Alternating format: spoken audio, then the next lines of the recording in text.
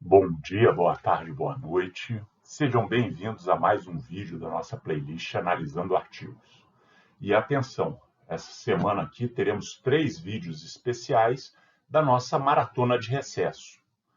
Como todos sabem, a gente está aí com um calendário diferente por causa daquela necessidade que tivemos em 2020 de adiar as aulas por um bom tempo. E aí começamos atrasado, depois a UFAL fez um semestre excepcional, e só em 2021 é que começou, então, a contar os seus semestres oficiais. Com isso, a gente precisa ir trabalhando aí com calendários diferenciados, e essa semana é a nossa segunda semana de recesso, e semana que vem voltamos às aulas. Então, eu estou aproveitando essa semana para apresentar para vocês alguns artigos, 3 artigos que não discutimos especificamente na nossa disciplina de gestão ambiental e sustentabilidade, mas que serviram de base para isso. Vamos discutir esse primeiro artigo logo depois da nossa vinheta.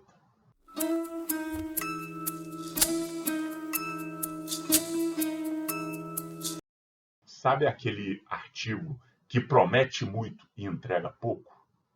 Desculpa aí, mas infelizmente é isso que eu vou trazer aqui hoje mesmo. O artigo Formação da Agenda e Mudanças Climáticas, ou como ele tem o nome original, Agenda Setting and Climate Change, da Sarah Palin, é um exemplo disso. Ela começa falando de um tema que eu gosto muito, que é a formação da agenda, seguindo um dos meus autores de referência, que é o John Kingdon, e vai falando a respeito de como que a teoria do Kingdon se adequa à ideia de formação de uma agenda a respeito dos problemas climáticos. Mas, de repente, o artigo vira outra coisa. E ela começa a dar dicas de como que as pessoas deveriam tratar isso. E aí é estranho, porque ela não diz para quem que o artigo é dirigido e nem ela diz quais são as qualificações dela para estar dando esses conselhos. Mas, de qualquer forma, tem coisa interessante ali e vamos tentar, então, aproveitar o melhor desse artigo para discutir aqui.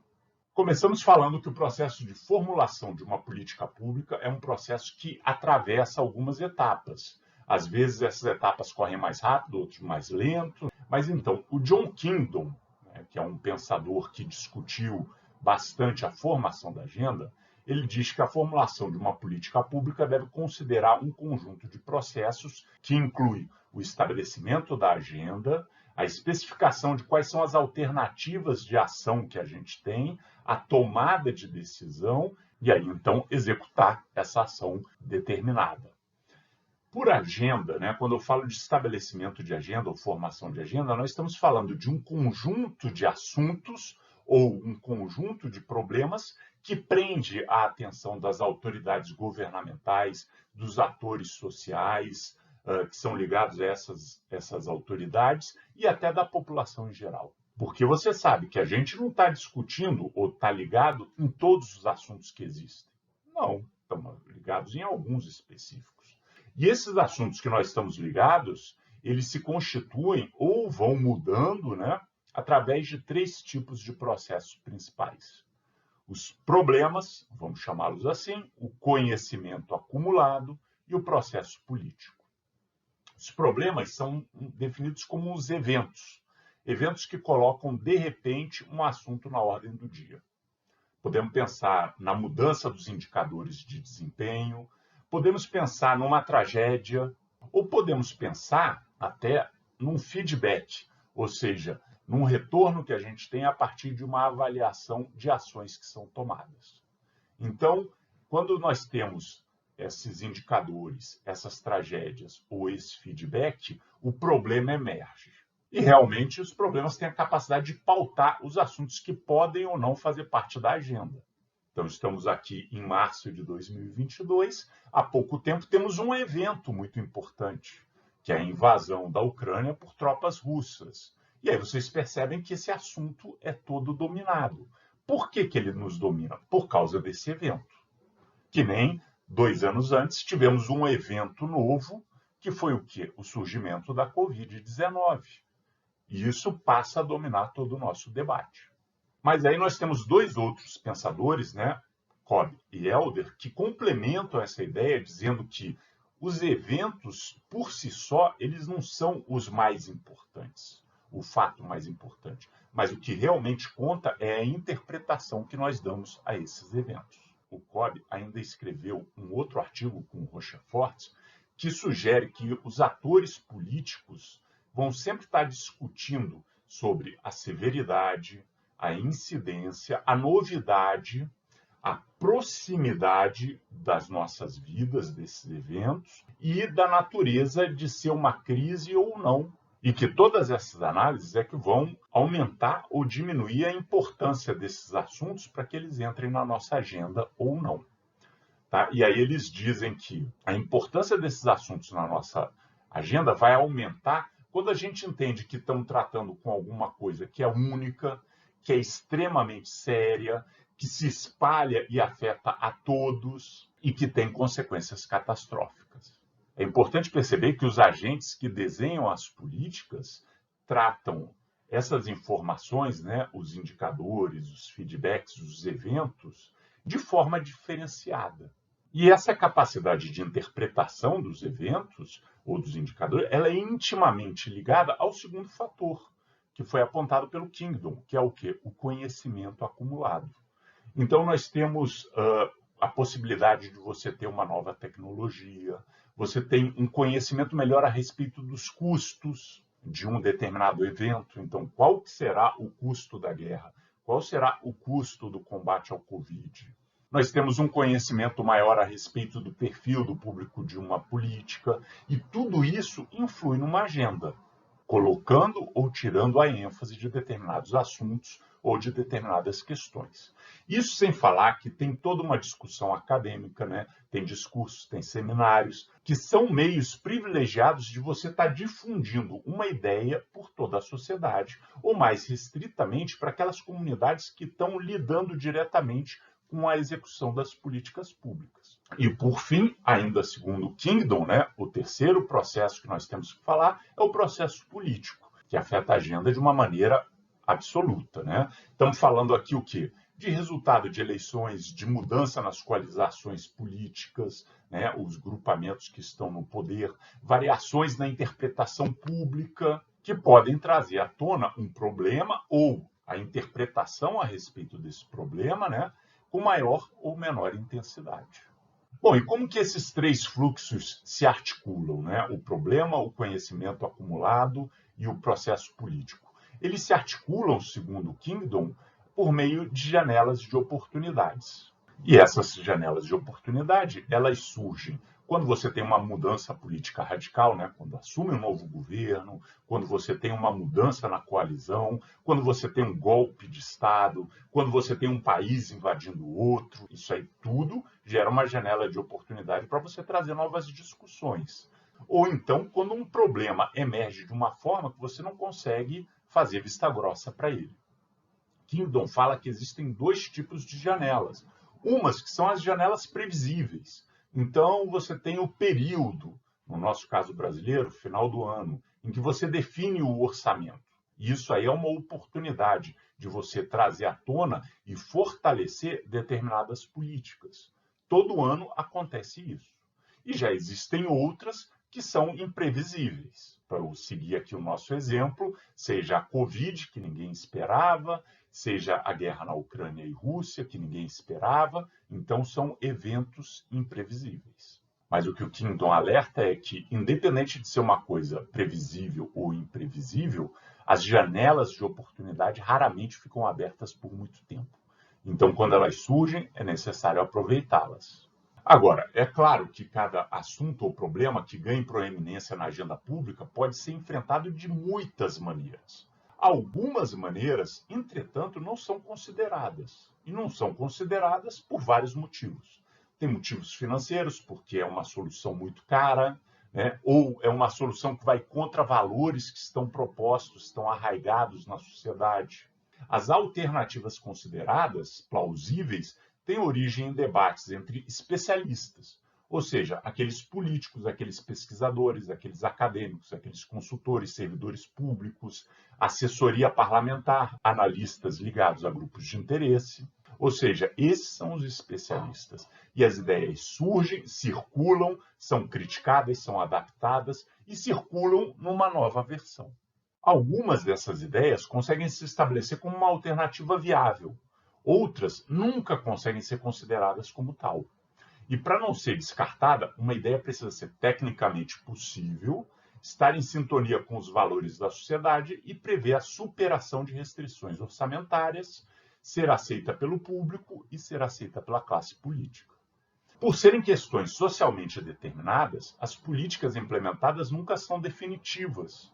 Elas estão sempre sujeitas a reavaliações por parte dos atores sociais. São sujeitos a reavaliações por quê? Porque surgem novos conhecimentos, porque mudam os valores da sociedade, porque muda o contexto socioeconômico, mudam as alianças político-partidárias, surgem novas alternativas que agora são aceitáveis, entre outras várias possibilidades.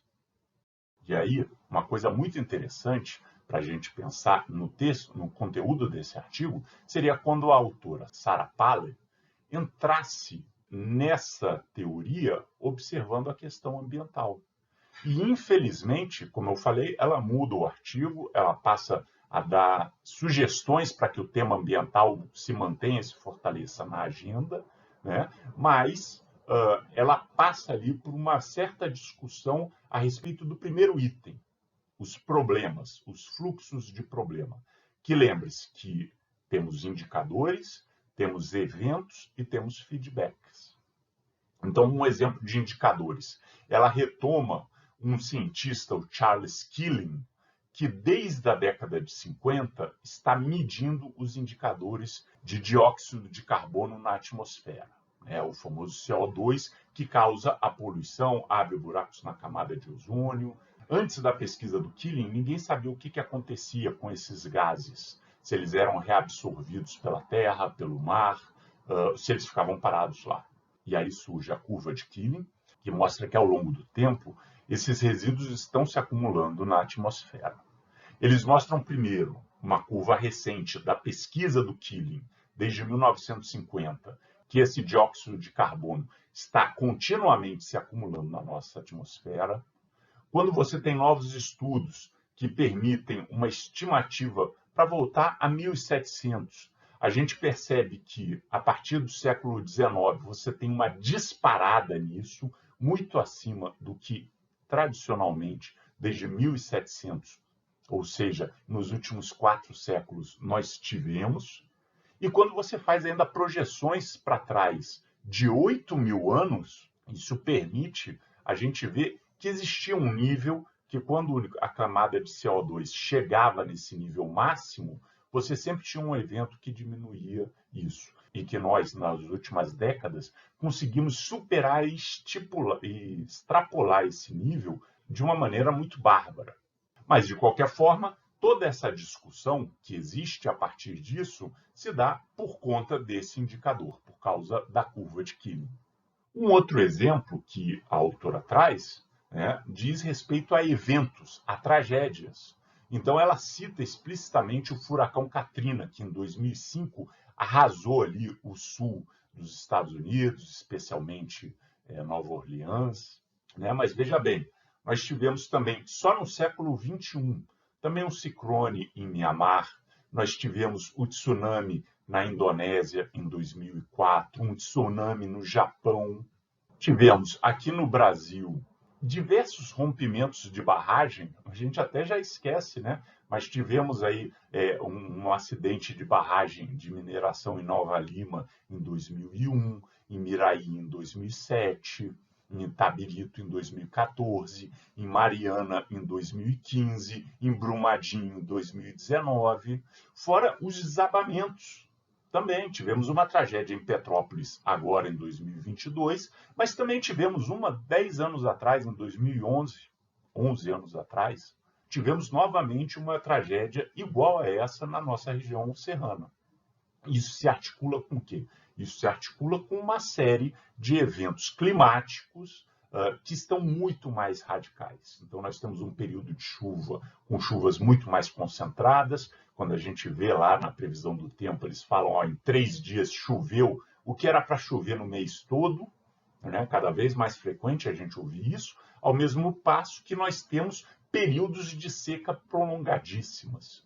E essa alternância, ela pode ser interpretada, veja bem, como uma coisa natural, está chovendo demais, ou está numa seca muito grande, tá? Porque a natureza é assim, ou ela pode ser interpretada como fruto da ação do homem e da mudança climática.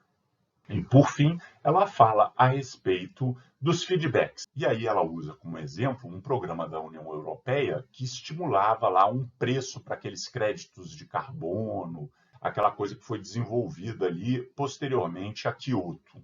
Então, as primeiras avaliações desse programa mostrou que, da forma que ele foi desenhado, tá, ele estava botando o preço do crédito de carbono muito baixo, né, e isso aí impedia que eles alcançassem as metas estabelecidas, né, porque não tinha estímulo suficiente. Portanto, a partir desse feedback, nós temos uma readequação desse programa. Bom, pessoal, o que eu retenho e retive para discutir ao longo da nossa disciplina desse artigo são esses aspectos. Essa teoria da agenda é uma teoria muito interessante porque ela nos permite entender efetivamente por que nós estamos discutindo determinados assuntos e não outros, por que determinadas alternativas são consideradas viáveis e não outras, e ela usa aqui bons exemplos para a gente ver apenas um aspecto, o aspecto dos problemas que surgem, que podem ser descobertos através de indicadores que vão evoluindo e mostrando que o problema surgiu ou está se agravando, por meio de eventos que nos despertem para esses problemas ou por meio de avaliações de políticas que estão ocorrendo. É isso. Apesar de tudo, recomendo, obviamente, a leitura do artigo, principalmente pela primeira parte, onde ela fala da teoria, da teoria de formação de agenda. Infelizmente, não existe esse artigo publicado em português, então ele é em inglês mesmo, mas ele vai estar na descrição do vídeo o link para eles. Eu sugiro que se leia o artigo original, porque assistir um vídeo do YouTube nunca é a mesma coisa. Isso não é estudar. Eu espero que aqui esse vídeo sirva para vocês como um guia para facilitar essa leitura e entender alguns pontos que, para mim, são importantes. Mas talvez para você os outros pontos também tenham seu interesse, também sejam importantes, talvez sejam até mais interessantes do que eu estou colocando aqui. Ok? Então vai lá no artigo, leia, e bons estudos para todos e para todas, e eu agradeço muito a atenção de vocês todos. Um abraço, até a próxima.